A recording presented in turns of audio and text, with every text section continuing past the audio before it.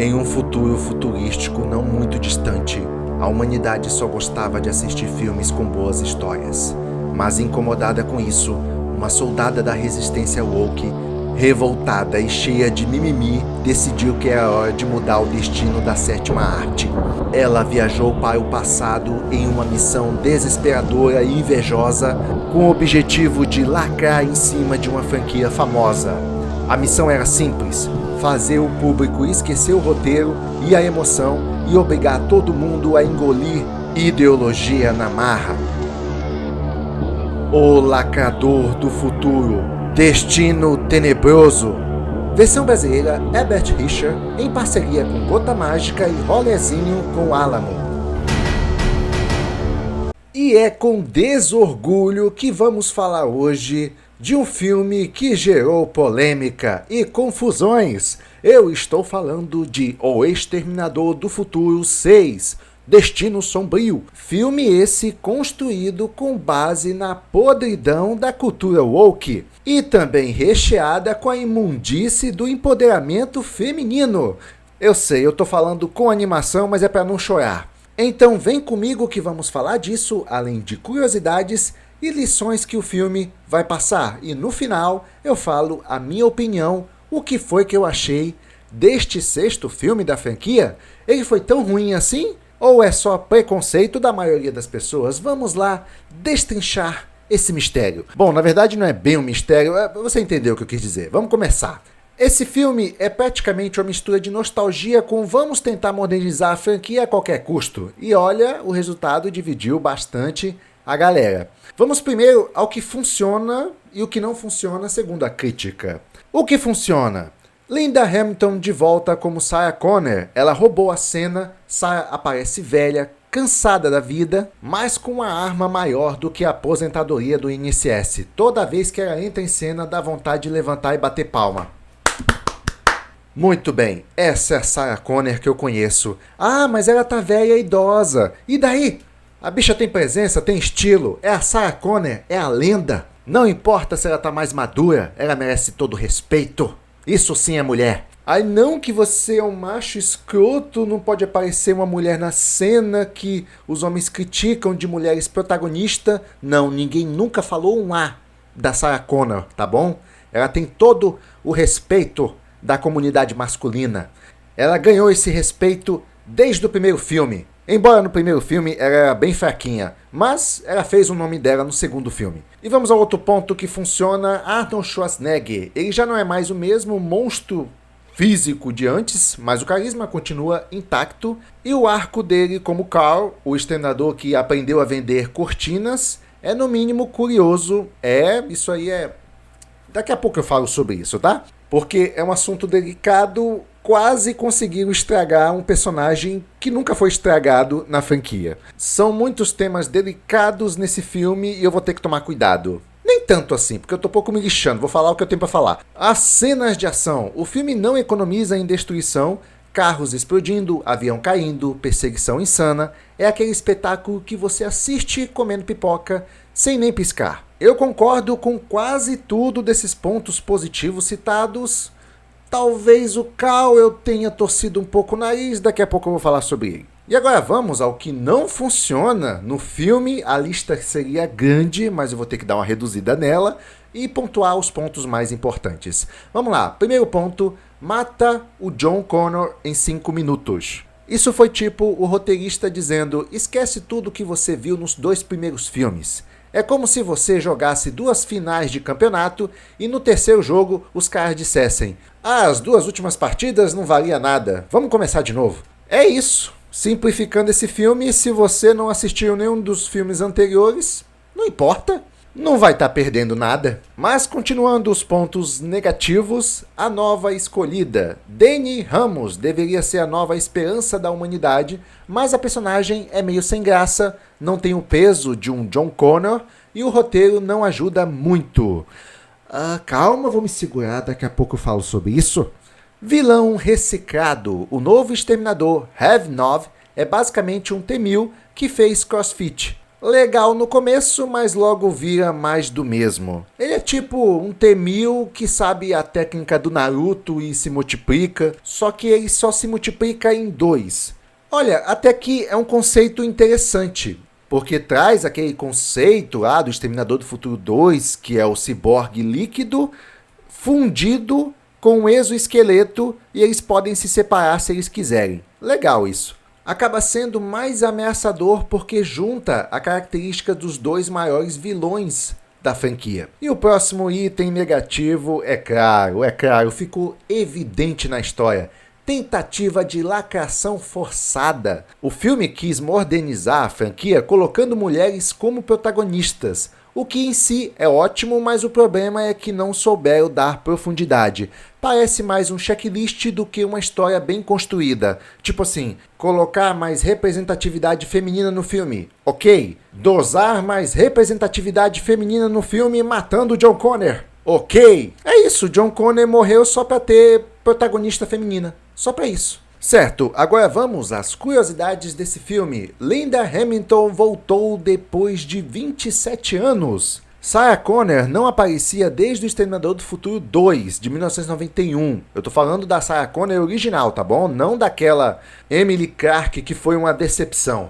Para muitos fãs, ver ela novamente foi como reencontrar um ícone da cultura pop. Isso é verdade, a mulher tem presença, a mulher fez a sua história, e só lembrando que ela se recusou a voltar para a franquia desde o Exterminador do Futuro 3, convidaram ela para participar da franquia, mas ela achava que não tinha mais espaço para a personagem dela no Exterminador do Futuro 3, o que faz um certo sentido, já que a trama ia dar mais espaço para o John Connor e para a esposa dele. Mas aí chamaram ela de volta no Exterminador do Futuro 4. Ela também recusou, porque achava que a história dela já tinha sido contada nos filmes anteriores, e realmente o Exterminador do Futuro 4, como se passava bem no futuro, não fazia sentido ela estar de volta não.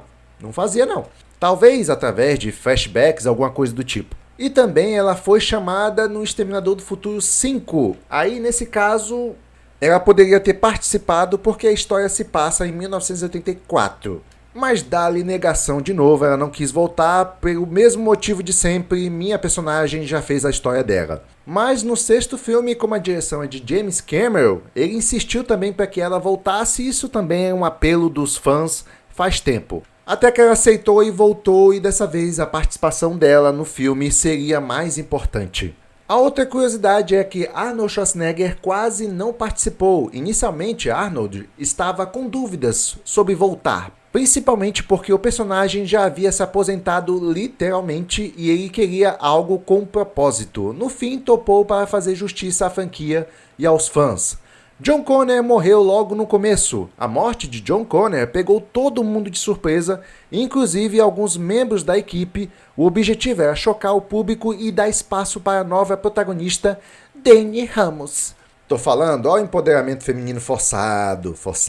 A outra curiosidade é, Arnold interpreta o Carl, um exterminador reformado que mora em uma pequena cidade. A ideia é humanizar o robô e dar um toque de humor, algo que nunca tinha nos filmes anteriores. Eu vou falar sobre isso depois. Cenas de ação exageradas de propósito. A perseguição de caminhões e helicópteros foi feita pensando nos fãs antigos. Eles queriam uma explosão de nostalgia, mesmo que fosse um pouco exagerado. Sim, isso sempre fez parte dessa franquia, a gente sempre gostou disso, né não? Tentativa de reboot feminino. A franquia tentou modernizar a história dando mais protagonismo às mulheres Sarah e Dani, algo que os filmes originais não fizeram tanto. A intenção era apenas mostrar que o futuro não depende de apenas um herói masculino. Mas também tá na cara que essa desculpa é só um pretexto para disfarçar uma agenda ideológica. A próxima curiosidade eu já imaginava um pouco. O filme ignora parcialmente o terceiro, quarto e quinto filme da franquia. Destino Sombrio é considerado uma continuação direta de O Exterminador do Futuro 2, como se os outros filmes não existissem. Isso agradou alguns fãs, mas irritou outros. Eu fiquei um pouco confuso com relação a isso, mas se você refletir um pouco, faz sentido. Realmente ele parece uma continuação do Exterminador do Futuro 2, se você levar em consideração o começo do filme, onde matam o John Connor. É tipo uma nova linha do tempo a partir do evento do segundo filme. Entendeu?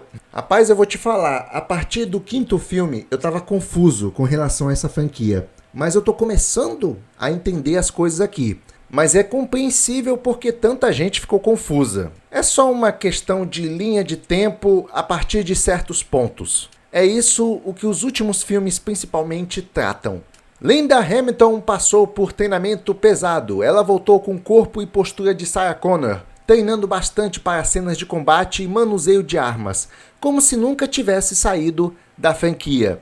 Olha aí, ó, tá vendo? Isso é uma atriz de verdade. Ela já estava um pouco mais idosa, mas mesmo assim quis entregar a essência da personagem. E foi lá, treinou antes do filme para passar essa credibilidade diferente da atriz Emily Clarke, que não passa postura de guerreira. Mensagem sobre o futuro. O filme reforça que não podemos controlar tudo, mas podemos escolher como reagir às adversidades. Um tema que conecta a ficção com a vida real. James Cameron voltou como produtor executivo. O diretor dos 2 primeiros filmes, O Exterminador do Futuro 1 e 2, voltou para supervisionar o projeto. Isso ajudou a manter a essência da franquia e agradar os fãs da Era de Ouro. Mensagem social por trás do filme. O filme coloca uma mulher latina, Dani Ramos, no centro da história, o que é uma forma de mostrar diversidade e modernidade, conectando ficção com debates atuais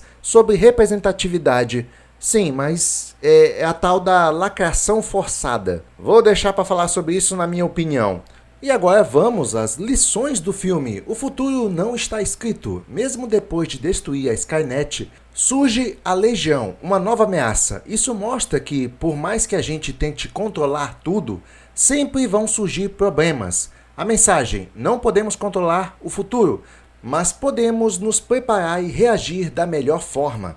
A importância da união. Nenhum herói consegue salvar o mundo sozinho. A franquia sempre mostrou isso. E Destino Sombrio reforça. O futuro depende da colaboração, da confiança e de quem está ao seu lado. Resiliência e coragem. Sarah Connor é praticamente uma aula viva de resistência. Mesmo envelhecida, cansada e marcada por perdas, ela continua lutando. O recado: as dificuldades não devem nos paralisar. O importante é continuar tentando. O impacto de nossas escolhas. Dani Ramos representa a ideia de que cada decisão pode mudar o futuro. É como na vida, nossas ações, mesmo pequenas, podem ter consequências enormes. E temos até uma cena de exemplo disso. A Dani decide enfrentar o RV-9 em vez de fugir, o que muda o rumo da batalha. Agora veja essa bomba. O filme teve um custo de produção de mais ou menos uma cerca aí de 196 milhões de dólares e faturou 261 milhões de dólares. Então teve um belo de empoderamento feminino de prejuízo. Acho é pouco. No entanto, por incrível que pareça, e de um modo bem controverso, nunca tinha visto uma dessa, nas avaliações o filme foi bem, com 70% de aprovação dos críticos. Mas os críticos adoram aprovar essas produções suspeitas. No entanto, o que me surpreendeu mesmo é que por parte do público, o filme teve uma aprovação de 82%. Como assim? Um filme tão criticado como esse, com as avaliações altas dessa? Alguma coisa errada não está certa. E agora chegou o momento sem piedade, onde eu falo a minha opinião, o que foi que eu achei deste filme. Na época que eu assisti esse filme, eu não estava entendendo nada, mas eu entendi por que o filme se chama Destino Sombrio. Essa é a primeira coisa que eu entendi. E você vai ver que é tenebroso. Mas vamos lá, para eu me contextualizar aqui, a gente vai ter que ver um pouco da história, porque para muita gente a história foi confusa. E enquanto eu vou contando a história, eu vou falando a minha opinião. O filme começa pouco depois dos eventos do Exterminador do Futuro 2, certo? Já começa se encontrando aí. Esse filme é logo depois do Exterminador do Futuro 2, que já nesse começo eu fiquei perdido. Tá lá a Sarah Connor de boa, mas o John numa praiazinha, curtindo ali a brisa, e eles finalmente acreditam que derrotaram a Skynet. Mas em 1998, um T-800 ainda ativo, aparece de fininho atrás da Sarah Connor e vai em direção ao John Connor. Rapaz, essa cena me deixou horrorizado. Horrorizado não é bem a palavra, mas muito surpreso, muito chocado. Cara, olha a Sarah Connor nova, com a cara da Linda Hamilton quando era nova. E o John Connor novo com a cara do ator Edward Furlong quando era novo também. A gente sabe que hoje em dia esses dois atores estão bem mais velhos. E como foi que fizeram essa cena trazendo os dois atores nas suas idades que tinham em Exterminador do Futuro 2? Mano, surreal, eu explodi a cabeça quando eu vi essa cena. Eu fiquei pensando, rapaz, como é que fizeram isso? E tá perfeita a cena, você não percebe que é CGI ou uma tecnologia digital, tá perfeita. Olha a expressão da Sarah, olha a expressão do John Connor. O ator do John Connor, que interpretou esse garoto aí no Exterminador do Futuro 2, na época que esse filme foi lançado, ele já estava com 42 anos. E a Sarah Connor, na época que esse filme foi lançado, estava com 63 anos. Então como conseguiram rejuvenescer esses atores? E não é só isso, o Arnold Schwarzenegger também aparece novo, sendo que na época ele tinha 72 anos já. Mas aqui aparece novo e trincadão. E eu fiquei me perguntando, minha nossa, como? Como conseguiram isso? Como conseguiram trazer os personagens na sua forma original de volta? Como? Ah, mas eu fiquei agoniado com isso, fui procurar respostas e descobri que, na verdade, usaram dublês de corpo e reconstituíram a fisionomia deles de forma digital e ficou perfeito. No caso da Sarah Connor, pegaram uma atriz com um corpo muito parecido com a Sarah Connor no filme do Exterminador do Futuro 2 e no rosto dela colocaram efeitos digitais, pegaram a feição da Sarah Connor e colocaram no rosto dessa atriz. E ficou simplesmente perfeito, como você pode observar pela cena. Já no John Connor foi uma coisa parecida também, só que pegaram um garotinho que lembra mais ou menos o corpo do John Connor lá em Exterminador do Futuro 2, e também pegaram a fisionomia do Edward Furlong e colocaram no rosto desse garoto, e eu acho que ficou mais perfeito ainda, cara. É simplesmente nostálgico ver a Sarah Connor e o Edward Furlong na mesma imagem que eles tinham no Exterminador do Futuro 2. E no caso do Arnold Schwarzenegger, mesma coisa, pegaram um cara com um físico trincado, um corpo parecido com o Arnold Schwarzenegger e botaram lá o efeito 3D no rosto dele. Inacreditável, essa cena inicial tá de parabéns. Se não fosse por uma coisa, não necessariamente é uma falha técnica, é que o T-800 chega por trás da Sarah Connor sem ela perceber, certo? Caminhando normal.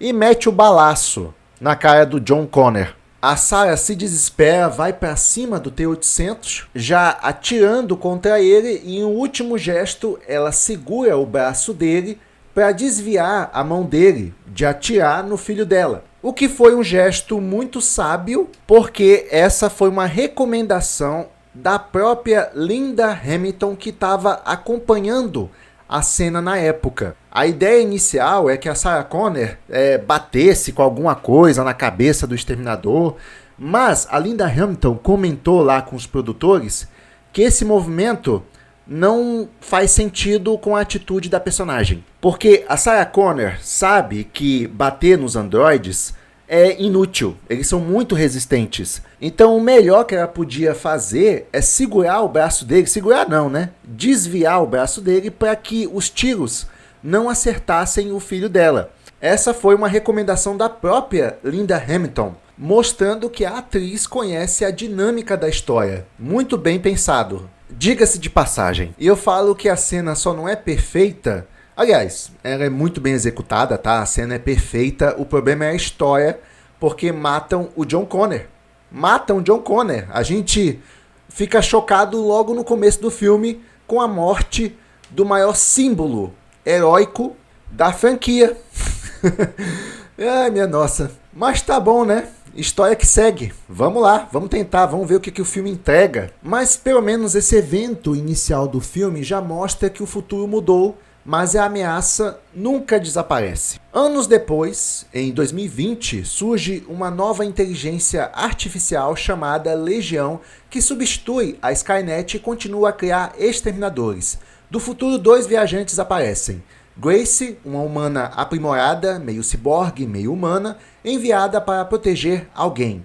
Heavy 9, um novo exterminador, que é praticamente um T-1000 com upgrade, consegue se dividir em 2 formas, esqueleto metálico e massa líquida. O alvo dessa vez é Dani Ramos, uma jovem mexicana que trabalha numa fábrica em Monterrey, no México, e é por isso que a Dani Ramos, a menina que tem que ser protegida, ela é mexicana. Rev 9 chega para matar Dani e sua família. Ele invade a fábrica e começa o massacre.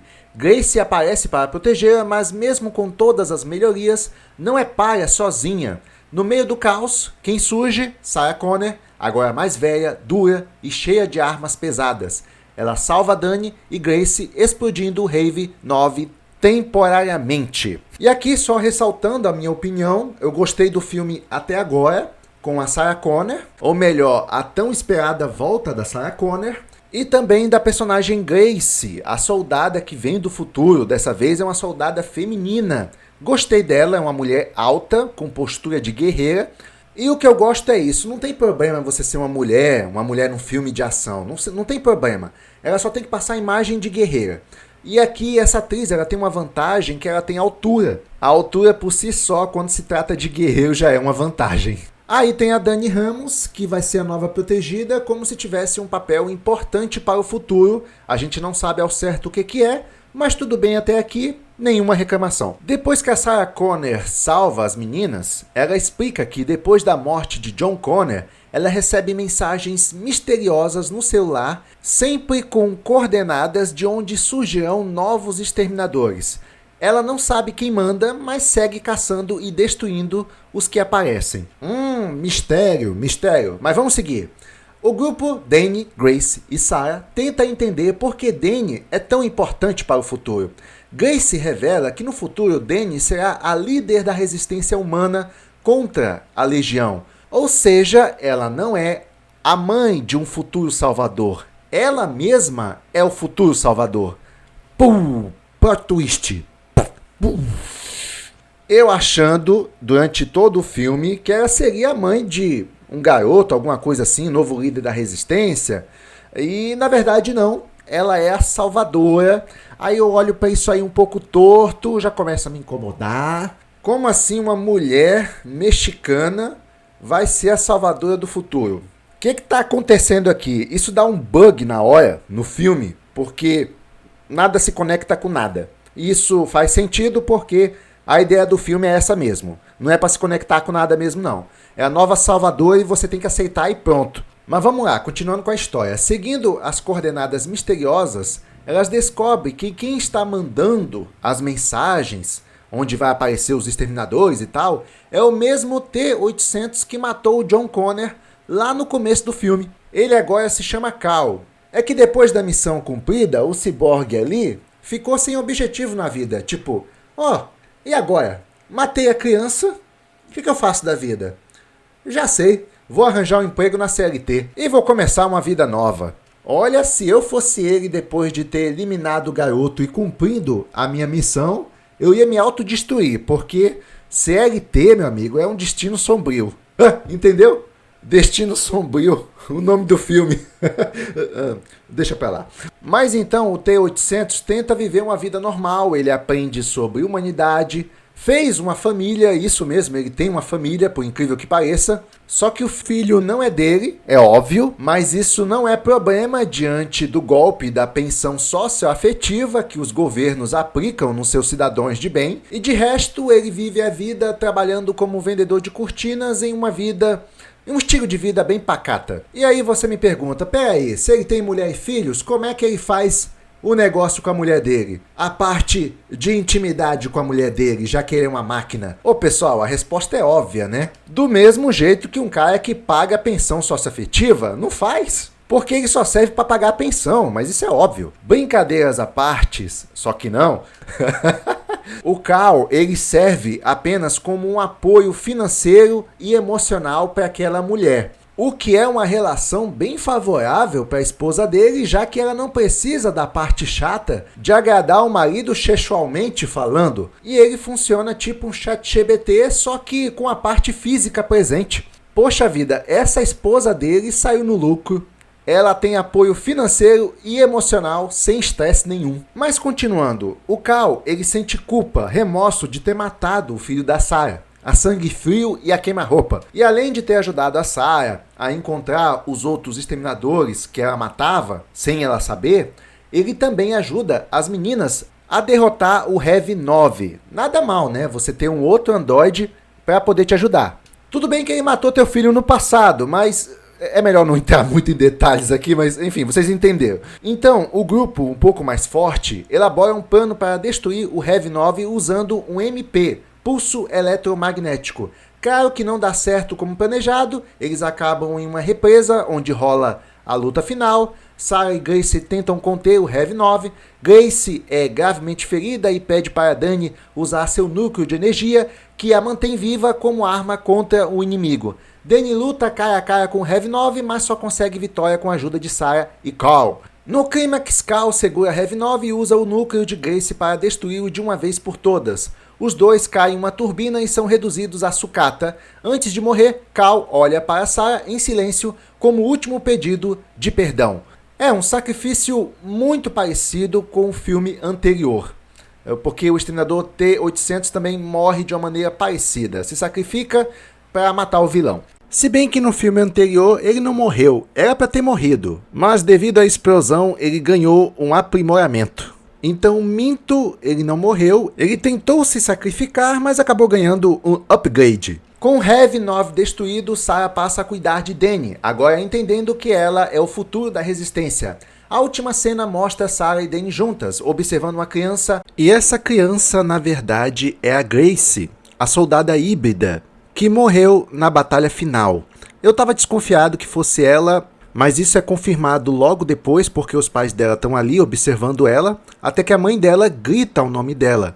Grace, vem cá! E é nesse momento que a gente pode confirmar que é a Grace na versão criança ainda, reforçando a ideia de que a luta está só começando. Certo, resumindo, essa seria a história e eu finalmente entendi essa história que aparentemente é um tanto confusa. Eu só contei essa história aqui para você acompanhar o contexto junto comigo, certo? E eu vou reforçar que eu não tenho nada contra as duas personagens, Sarah Connor, por motivos óbvios, e a Grace, que é uma personagem nova, mas pelo menos tem presença de guerreira. Não tenho nada contra. Vocês queriam representatividade feminina? Beleza, tá aí. Mas o estúdio não satisfeito, não, pera aí. Vamos empoderar esse filme ainda mais? Vamos colocar como se a salvadora do futuro fosse uma mulher, e não é uma mulher qualquer? Uma latina mulher? Pronto, ideologia formada e começa a forçação de barra. O problema do filme já começa aí pela ideologia. O filme foi pensado de uma forma ideológica, com representatividade, bota representatividade nisso, tanto é que passa do ponto.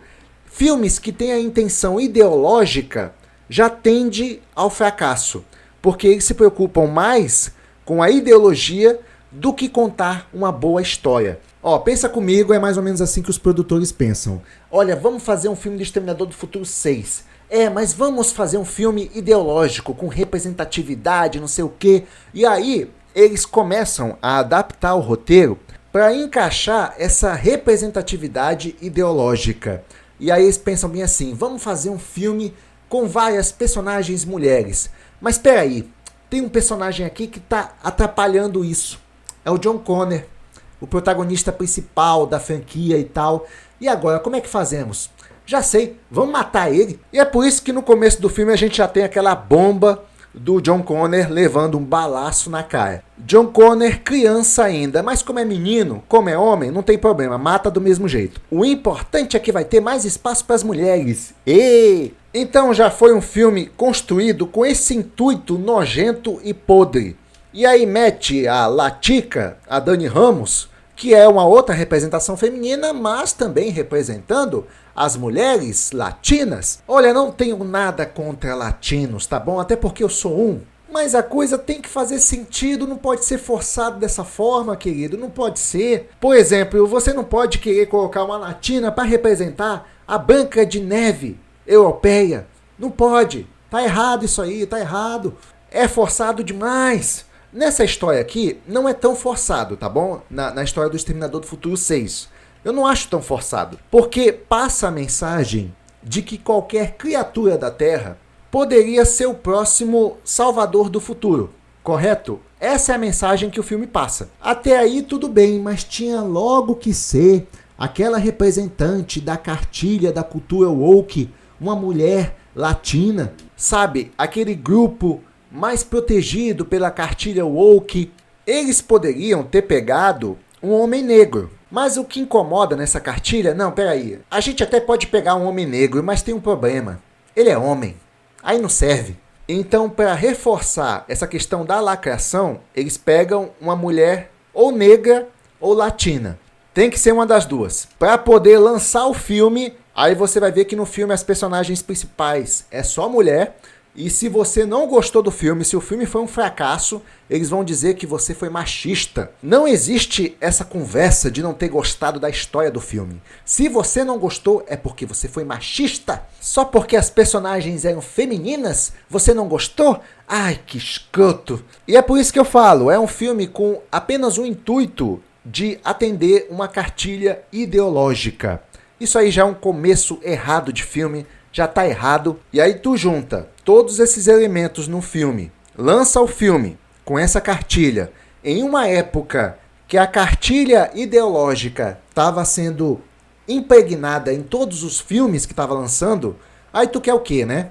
A gente já vai olhar pro filme com um olhar torto, preconceituoso. Mas não tem preconceito aqui não, esse filme fede a cultura woke, fede a cartilha ideológica, fede tanto pela intenção quanto na época em que ele foi lançado. Se fosse em outra época, dava até para disfarçar um pouco. Agora, só para enfatizar como o filme não teve vergonha na cara de ser woke de forma descarada. Vamos lá. Só checando o checklist.